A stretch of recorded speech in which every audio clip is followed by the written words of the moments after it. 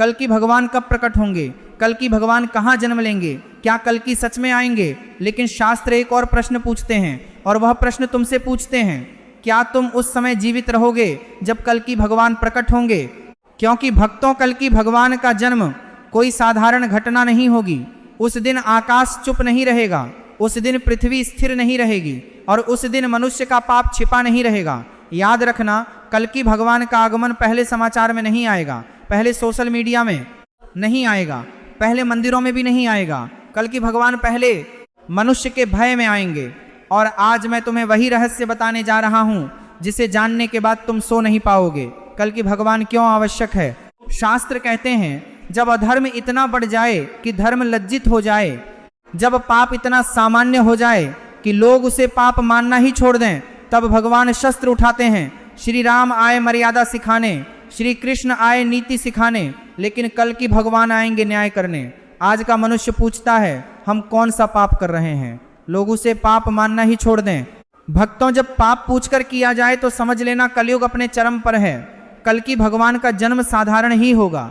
शास्त्रों में लिखा है, कल की भगवान किसी राजमहल में नहीं जन्म लेंगे, उनका जन्म किसी बड़े उत्सव में नहीं होगा। कल की भगवान का जन्म इतना साधारण होगा कि लोग उसे पहचान ही नहीं पाएंगे। लेकिन भक्तों, उनके जन्म के संकेत असाधारण होंगे। सूर्य बिना कारण क्रोधित होगा, उसमें अपने नियम तोड़ेंगे। माता पिता संतान से भय खाने लगेंगे, गुरु शिष्य को धोखा देंगे, और शिष्य गुरु को व्यापार बना लेंगे। जब यह सब एक साथ होने लगे तो समझ लेना समय निकट है। संभल ग्राम का रहस्य पुराणों में एक नाम आता है, संभल। लोग सोचते हैं संभल कहाँ है, क्या वो कोई गांव है। भक्तों, संभल केवल स्थान नहीं है, संभल अवस्था है, जहां मनुष्य अब भी सत्य बोलता हो, जहां स्त्री को भोग नहीं देवी माना जाता हो, जहां धन से ऊपर धर्म हो, जहां ईश्वर अभी भी डर पैदा करता हो। जहां यह सब समाप्त हो जाएगा, वहीं कल की भगवान प्रकट होंगे। याद रखना, कल्कि का जन्म अंधकार से डरकर नहीं होगा, अंधकार को चीरने के लिए होगा। कल्कि भगवान और उनका शस्त्र लोग चित्र बनाते हैं, सफेद घोड़ा, हाथ में तलवार, आकाश में बिजली। लेकिन भक्तों, वह तलवार केवल लोहे की नहीं होगी, वह तलवार होगी सत्य की, न्याय की और कर्मों की।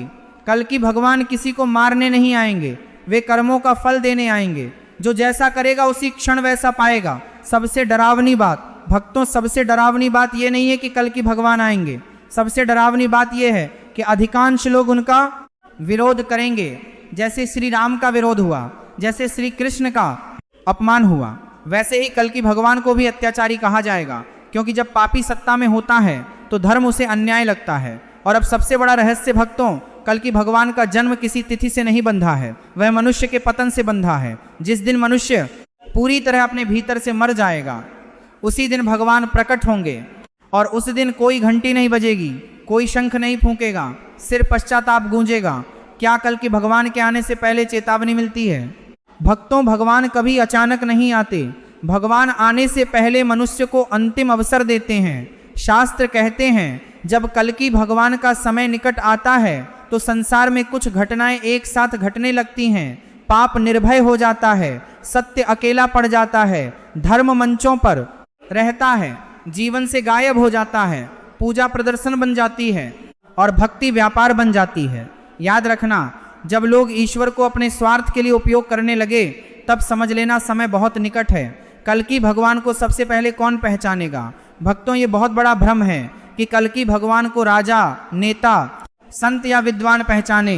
नहीं, कल की भगवान को सबसे पहले वह मनुष्य पहचानेगा जिसके भीतर अभी भी भय है, जिसे पाप करते समय अंदर से चुभन होती है, जिसे अन्याय देखकर नींद नहीं आती, जिसे भगवान अभी भी डरा सकते हैं, लेकिन जो पाप में सुख खोज लेता है, वह मनुष्य पहचानेगा जिसके भीतर अभी भी भय है, जिसे पाप करते समय भगवान को परते सकते हैं और भाप करते समय भरते हैं, जिसे पाप करते समय भगवान को परते सकते हैं और भगवान को परते सकते हैं, जिसके भीतर अभी भी भय है और भगवान को परते सकते हैं और भगवान को परते सकते हैं और भगवान को परते सकते हैं। कल की को भी शत्रु समझेगा। कल की भगवान विनाश या न्याय लोग कहते हैं, कहते कल की आएंगे और सब नष्ट कर देंगे।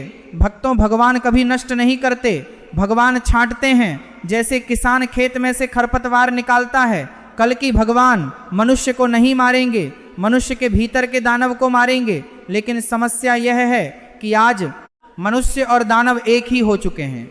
सबसे भयानक संकेत भक्तों, कल की भगवान के समय का सबसे भयानक संकेत यह होगा, लोग बुरे को बुरा मानना ही छोड़ देंगे, व्यभिचार सामान्य लगेगा, धोखा बुद्धिमानी कहलाएगा, अहंकार आत्मविश्वास बनेगा और दया को कमजोरी कहा जाएगा। जब समाज इन सब पर ताली बजाने लगे तो समझ लेना अब देर हो चुकी है।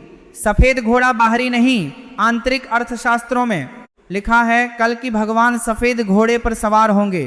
भक्तों, वह घोड़ा केवल पशु नहीं है, सफेद घोड़ा शुद्ध चेतना का प्रतीक है। जब मनुष्य की चेतना पूरी तरह काली हो जाएगी तभी सफेद चेतना प्रकट होगी। क्यों अधिकांश लोग नष्ट होंगे? यह प्रश्न कठोर है लेकिन सत्य है, क्योंकि अधिकांश लोग पाप छोड़ना नहीं चाहते, वे बस दंड से बचना चाहते हैं। कल की भगवान तुम्हारे कर्म नहीं बदलेंगे, वे तुम्हें तुम्हारे कर्मों से मिलवाएंगे। क्या अभी भी बचने का मार्ग है? भक्तों, यही सबसे बड़ा रहस्य है। हाँ, अभी भी मार्ग है, लेकिन वह मार्ग भीड़ में नहीं है, वह मार्ग शोर में नहीं है, वह मार्ग सोशल मीडिया में नहीं है, वह मार्ग मनुष्य के भीतर है। बचने के 5 संकेत ध्यान से सुनना। अगर तुम्हारे भीतर पाप करते समय डर बचा है, माता पिता के आंसू चुभते हैं, स्त्री को देखकर वासना नहीं, सम्मान उठता है, धन मिलने पर घमंड नहीं आता, भगवान का नाम अभी भी रुला देता है, तो समझ लेना तुम्हारे लिए द्वार अभी बंद नहीं हुआ है। अंतिम चेतावनी भक्तों, कल की भगवान तुमसे यह नहीं पूछेंगे तुम किस धर्म के हो, वे पूछेंगे तुम किस प्रवृत्ति के हो, क्योंकि धर्म वस्त्र है लेकिन प्रवृत्ति आत्मा है। अंतिम शब्द, आज मैं तुम्हें डरा नहीं रहा हूँ, आज मैं तुम्हें जगा रहा हूँ, क्योंकि हो सकता है कल की भगवान तुम्हारे जीवन काल में ना आए, लेकिन तुम्हारा निर्णय आज ही हो जाए। और याद रखना, कल की भगवान का सबसे बड़ा चमत्कार युद्ध नहीं होगा, सबसे बड़ा चमत्कार होगा कुछ मनुष्यों का आज ही बदल जाना। अगर यह वाणी तुम्हारे भीतर कुछ हिला गई हो, अगर आज पहली बार अपने कर्म याद आए हो, तो समझ लेना भगवान ने अभी तुम्हें छोड़ा नहीं है। इस वाणी को आगे बढ़ाओ, किसी एक को भी जगा सके तो यही सबसे बड़ी सेवा है।